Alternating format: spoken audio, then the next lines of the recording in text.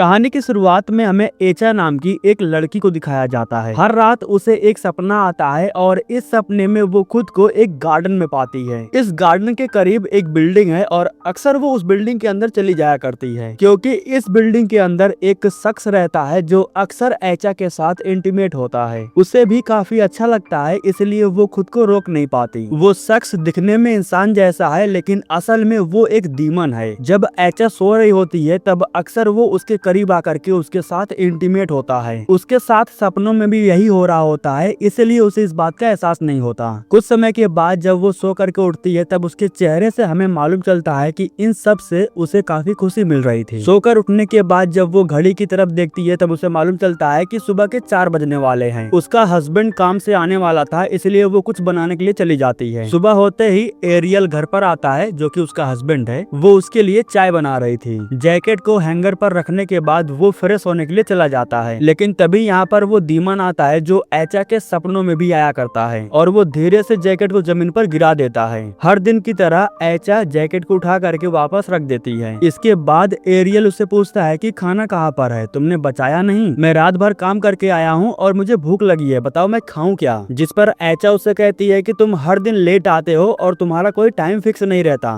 हर दिन खाना बेकार होता है, इसलिए आज मैंने खाना नहीं रखा और वैसे भी मुझे कोई शौक नहीं है सुबह 4 बजे उठ करके तुम्हारे लिए नाश्ता बनाने का। इतना सब कुछ सुन करके एरियल भी उस पर भड़क जाता है और फिर इन दोनों के बीच में बहस शुरू हो जाती है। मियाँ बीबी के बीच में ऐसा लगभग हर दिन हुआ करता था। सुबह में वापस उठने के बाद एचा जा करके नाश्ता वगैरह बनाती है और फिर जा करके तैयार होने लगती है, क्योंकि उसे काम पर भी जाना था। वो एक छोटी सी कंपनी में पार्सल को पैक करके उसकी एंट्री वगैरह करने का काम करती है। उसकी एक खास दोस्त है लिंडा, जिसे वो सारी बातें बताती है। यहाँ पर वो लिंडा को बताती है कि आजकल मेरे पति के साथ कुछ ठीक नहीं चल रहा है। हम दोनों के बीच में हर वक्त लड़ाई होती रहती है, छोटी छोटी बातों के लिए हम झगड़ते रहते हैं और पिछले कुछ दिनों से हम दोनों के बीच में कुछ हो भी नहीं रहा है। जिस पर लिंडा उसे समझाते हुए उससे कहती है कि हम औरत हैं और हमारा काम है अपने पति को खुश रखना। जैसे तुम पहले अपने पति के साथ रहती थी, बिल्कुल वैसा रहो। उसे अच्छा अच्छा खाना बना करके खिलाओ और कुछ दिनों के लिए उसके सामने बन ठन करके जाओ, उसके करीब जाओ, उसे खुश करो। मियाँ बीवी के बीच में झगड़े लड़ाई होते रहते हैं, सब कुछ भूल करके हमें आगे बढ़ना चाहिए। इसके बाद हमें एरियल को दिखाया जाता है जो एक बड़ी सी बिल्डिंग में गार्ड का काम करता है। उसके साथ में उसका एक दोस्त भी है, दोनों साथ में गार्ड की नौकरी करते हैं। यहाँ एरियल भी अपने दोस्त को बताता है कि पिछले कुछ दिनों से वो अपनी बीवी से लड़ झगड़ रहा है, दोनों के बीच में कुछ ठीक नहीं चल रहा है। अच्छा दोस्त होने के नाते वो एरियल को समझाता है कि मियाँ बीवी के बीच में झगड़े लड़ाई होते रहते हैं, ये तो घर घर की कहानी है, तुम्हें खुद उससे बात करना चाहिए, उसके करीब जाना चाहिए। इधर घर पर हमें एचा को दिखाया जाता है। एरियल के घर आने से पहले वो अच्छे से तैयार हो रही थी। कुछ समय के बाद जब एरियल घर आता है तब वो खुद जा करके उसका जैकेट उतारती है। इसके बाद जब एचा उसके करीब आती है तब वो उससे दिल से माफी मांगता है और फिर ये दोनों काफी दिनों के बाद एक साथ सोते हैं। इस बीच हम उस डीमन को देखते हैं जो इनके बीच आकर के वो भी मजे ले रहा था। एचा को आज रात फिर से सपने आते हैं और वो खुद को उसी बिल्डिंग में पाती है। पहले ये सपना उसे काफी अच्छा लगता था क्योंकि उसका पति उससे दूर रहता था, लेकिन अब उसका पति उसके करीब आ गया है, इसलिए वो खुद इस सपने से दूर जाना चाहती है। उसके सपने में जो डीमन इंसान बन करके आता है वो उससे दूर जाना चाहती है। एचा जब यहाँ से बाहर निकलने की कोशिश करती है तो उसी वक्त वो डीमन उसके सामने आ जाता है। वो एक आम इंसान के रूप में था, इसलिए एचा ने उसे कभी पहचाना ही नहीं। वो सामने आकर के एचा से कहता है कि तुम्हें मुझसे कोई अलग नहीं कर सकता। इसके बाद अचानक से एचा की आंख खुल जाती है और वो सच में काफी घबराई हुई थी। इस सपने से अब उसे धीरे धीरे डर लगने लगा था, लेकिन वो इस सपने के बारे में अपने पति को बताती नहीं है। अगले दिन सुबह में एरियल सबसे पहले उठ जाता है और वो एचा के लिए अच्छा सा नाश्ता बनाता है। इसके बाद ये दोनों साथ में बैठ करके नाश्ता करते हैं। एरियल उसे कहता है कि पिछले कुछ दिनों से हम आपस में झगड़ रहे थे, लेकिन अब ऐसा नहीं होगा। मैं सिर्फ अपने बारे में सोच रहा था, मैं भूल गया था कि तुम भी मेरे लिए बहुत मेहनत करती थी, लेकिन अब ऐसा नहीं होगा, अब हम साथ में सब एडजस्ट कर लेंगे। अचानक से एचा के फोन पर उसके किसी दोस्त का कॉल आता है। कॉल के दौरान उसकी नजर अपने शादी वाली तस्वीर पर पड़ती है, जिसका कांच अचानक से टूट जाता है और ये कोई और नहीं बल्कि उसी डीमन ने किया था जो एचा के सपनों में आया करता था। वो नाराज इसलिए हो रहा था क्योंकि एचा अपने पति के करीब आने लगी थी। आज उसका पति एचा को ले जा करके काम पर ड्रॉप भी करता है। जाने से पहले वो एरियल को बताती है कि आज वो अपनी बहन से मिल करके फिर वापस घर आएगी। इसके बाद वो अंदर काम करने के लिए चली जाती है। जब वो काम कर रही थी तभी अचानक से उसके सामने एक आदमी आ जाता है, जो वही था जो उसके सपनों में आया करता है। वो एचा से कहता है कि तुम्हें मुझसे कोई अलग नहीं कर सकता, तुम सिर्फ मेरी हो। इतना कहते हुए वो उसके करीब जाने लगता है। आज उसने पहली बार उस शख्स का असलियत आईने में देखा। तब जाकर के एचा को मालूम चला कि जैसा वो दिखता है वैसा वो है नहीं, वो एक डीमन है। और फिलहाल वो एचा को नुकसान नहीं पहुंचा रहा था, वो बस उसे डरा रहा था। वो जल्दी से भाग करके वॉशरूम में आ जाती है। बाथरूम में वो लगातार उल्टी कर रही थी, उसके मुंह में से बहुत अजीब कुछ निकल रहा था। उसकी आवाज सुन करके उसकी दोस्त भाग करके उसके पास आती है, जो उससे पूछती है कि आखिर बात क्या है, तुम्हें हुआ क्या है। एचा कहती है कि मुझे कुछ नहीं हुआ है, मैं ठीक हूँ। और इतना कहने के बाद वो यहाँ से चली जाती है। लेकिन यहाँ लिंडा को मालूम चलता है कि एचा के मुंह से खून निकल रहा था। उसने खून की उल्टी की थी और उसमें कुछ कीड़े भी थे। काम से छुट्टी होने के बाद वो अपनी बहन से मिलने के लिए चली जाती है। अचानक से पीछे से एमा आकर के उसे डरा देती है। एमा की भी शादी हो चुकी है और वो भी अपने हस्बैंड के साथ में रहती है। दोनों के पास से टाइम नहीं है, लेकिन फिर भी टाइम निकाल करके आपस में मिलकर बातचीत कर लेते हैं। यहाँ पर एचा अपनी बहन को अपने बुरे सपनों के बारे में बताती है। एमा इस बात को ज्यादा सीरियस नहीं लेती है। वो कहती है कि सपने ही तो हैं, भैया के साथ सोया करो, बुरे सपने नहीं आएंगे। इसके बाद हमें एरियल को दिखाया जाता है जो अपनी ड्यूटी पर था। लेकिन तभी अचानक से वो इसी बिल्डिंग में एचा को देखता है। वो सोचता है कि आखिर वो यहाँ क्या कर रही है। वो उसे आवाज लगाते हुए उसका पीछा करने लगता है। कुछ समय के बाद अचानक से एचा रुक जाती है और वो चिल्लाने लगती है। दरअसल वो इस वक्त एक बच्चे को जन्म दे रही थी। उसके शरीर से ढेर सारा ब्लड निकल रहा था। खून से लिपटा हुआ एक बच्चा जमीन पर गिरता है। उस बच्चे को देखते ही एरियल काफी डर जाता है। फिलहाल तो वो इस बात से घबराया हुआ था कि आखिर एचा के साथ ये सब हो क्या रहा है। वो बच्चा उसके करीब आ रहा था, इसलिए एरियल यहाँ से निकलने लगता है। लेकिन तभी उसका दोस्त उसके सामने आ जाता है। उसका चेहरा देख करके वो उससे पूछता भी है कि आखिर हुआ क्या, तुम इतने घबराए हुए क्यों हो। उसका दोस्त जा करके जब देखता है तो यहाँ पर इन्हें कुछ भी नहीं दिखाई देता। सब कुछ बिल्कुल नॉर्मल हो चुका था, जैसे कि कुछ हुआ ही ना हो। लेकिन एरियल ने अच्छे से देखा था कि आखिर वहाँ पर हो क्या रहा था। वो कोई भ्रम नहीं हो सकता। घर जाने के बाद वो अपनी बीवी से कहता है कि शायद तुम बीमार हो, कल सुबह में मैं दाई को बुला दूंगा, वो तुम्हारे शरीर की मालिश कर देगी। एरियल को अभी भी वो सारी बातें याद आ रही थी जो उसने बिल्डिंग में देखा था, लेकिन वो इन सब के बारे में एचा से जिक्र नहीं करता। अगले दिन सुबह में दाई आकर के एचा की अच्छे से मालिश करती है। इस दौरान दाई को इस बात का एहसास हो जाता है कि एचा प्रेग्नेंट है और वो ये बात जैसे ही एचा को बताती है तो वो काफी खुश हो जाती है, क्योंकि उसे सच में एक बच्चा चाहिए था। लेकिन बेचारा एरियल ये सोच करके परेशान था कि आखिर वो प्रेग्नेंट कैसे हो गई। और सबसे ज्यादा हैरानी तब होती है जब उसे मालूम चलता है कि वो 3 महीने की प्रेग्नेंट है। आखिर ये कैसे हो सकता है, क्योंकि अभी एक हफ्ते पहले ये दोनों एक साथ इंटीमेट हुए थे। फिलहाल वो इन सब बातों को इग्नोर करता है और एचा को ले जाकर के उसे काम पर ड्रॉप करता है। काम पर वो अपने सारे दोस्तों को बताती है कि वो प्रेग्नेंट है और जल्द ही एक नया मेहमान आने वाला है। लेकिन यह सुन करके लिंडा को थोड़ी हैरानी होती है। इसके बाद एचा वॉशरूम में जाती है, जहाँ वो एक फोटो क्लिक करती है और उस फोटो को अपनी बहन के पास सेंड कर देती है, ये बताते हुए कि वो 3 महीने की प्रेग्नेंट है। उसी वक्त वॉशरूम में लिंडा आती है और वो एचा से कहती है कि ये कैसे हो सकता है। वो एचा से कहती है कि तुम्हें अजीब नहीं लग रहा है, तुम्हें अपने पति के साथ सोए हुए मुश्किल से 10 दिन हुए होंगे, तुम आखिर 3 महीने की प्रेग्नेंट कैसे हो गई। एचा उससे कहती है कि आखिर तुम्हारी प्रॉब्लम क्या है, मैं प्रेग्नेंट हूँ, इस बात से तुम्हें खुश होना चाहिए। ऐसा कहते हुए वो यहाँ से चली जाती है। इधर एरियल भी काफी परेशान था।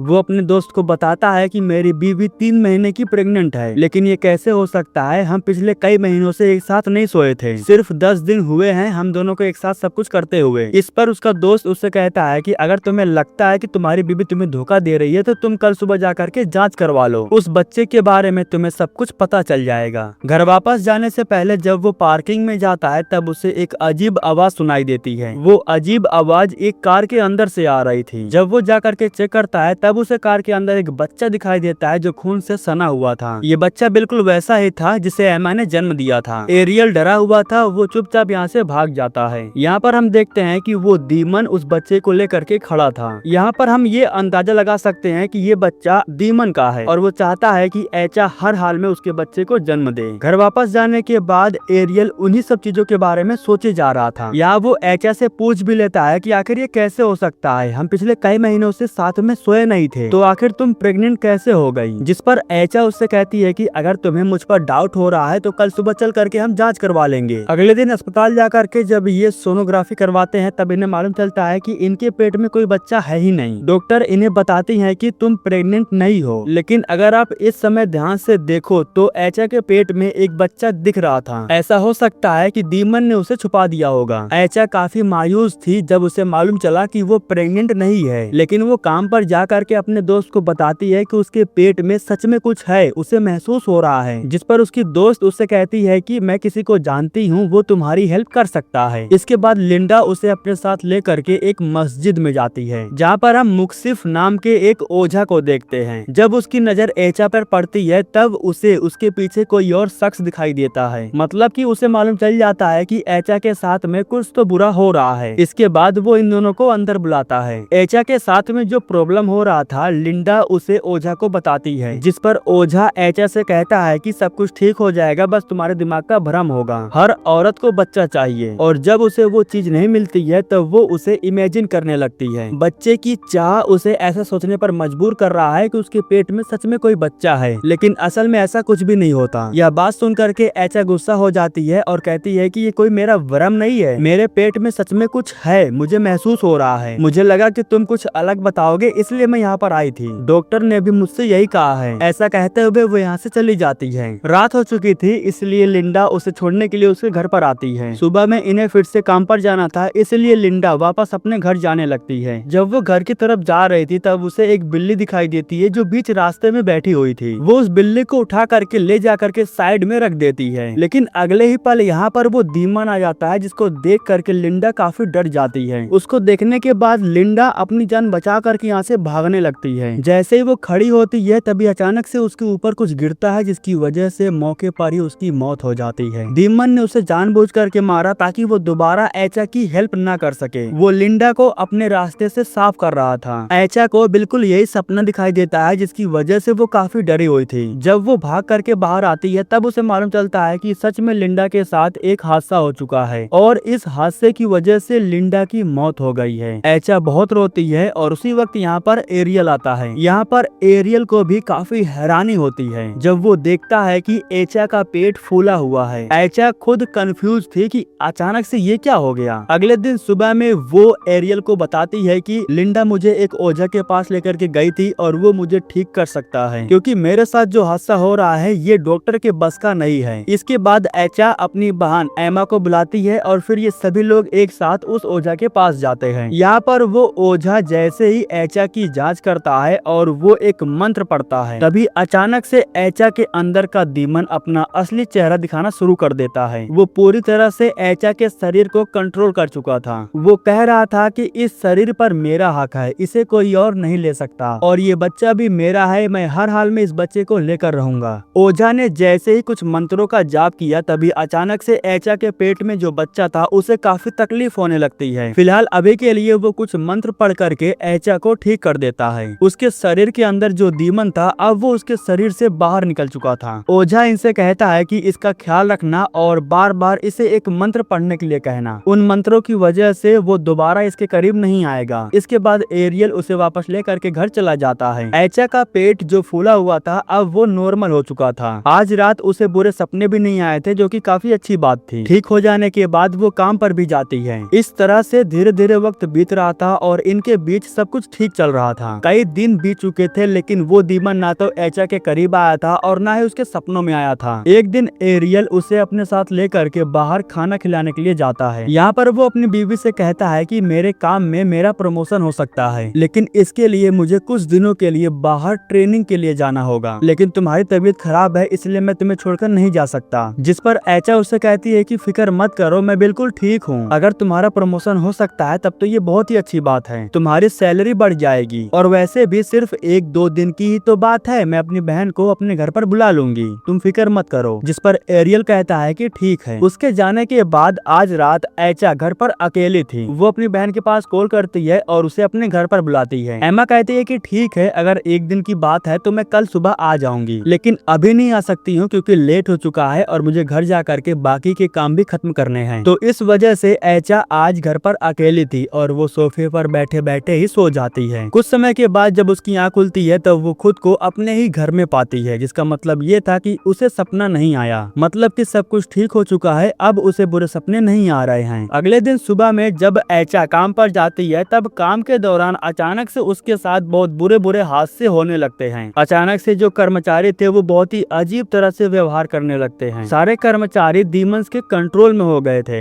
जैसे तैसे करके एचा इन सब से अपना पीछा छुड़ाती है और वापस घर चली जाती है। वो काफी डरी हुई थी, इसलिए वो अपनी बहन को भी घर पर बुला लेती है। उसे इस बात का तो एहसास हो गया था कि उसके साथ बुरा होने वाला है। एरियल को गए हुए लगभग 2 दिन हो गए थे और वो आज वापस आने वाला था, इसलिए वो एचा के पास कॉल भी करता है और उसे कहता है कि कंपनी ने मुझे कार दिया है और मैं उसी कार से आ रहा हूँ। इसके बाद वो एमा से बात करता है और उससे कहता है कि एचा को सोने मत देना, मैं आ रहा हूँ। अगर वो गलती से सो गई तो उसके साथ बहुत बुरा होगा, इसलिए सोने मत देना। रात के समय में एमा बार बार उससे बात कर रही थी ताकि उसे नींद ना आए, लेकिन कुछ समय के बाद अचानक से उसे नींद आ जाती है। जब एमा को पता चला तब वो एचा को बार बार उठाने की कोशिश करती है। उसी वक्त यहाँ पर वो डीमन आ जाता है जो एमा को उठाकर दूर फेंक देता है। वो एमा को अपने रास्ते से साइड कर देता है। दीवार से टकराने की वजह से एमा के सर में चोट लग जाती है और वो बेहोश हो जाती है। इधर वो डीमन एचा के करीब आता है। उसका पेट पहले की तरह फिर से फूल जाता है। डीमन उसके काफी करीब था और उसी समय अचानक से उसकी आँख खुल जाती है और तब उसे मालूम चलता है कि पहले की तरह फिर से उसका पेट फूल आया है। उसे बहुत गुस्सा आता है। वो बार बार अपने पेट को चोट पहुंचाने लगती है। इतना ही नहीं,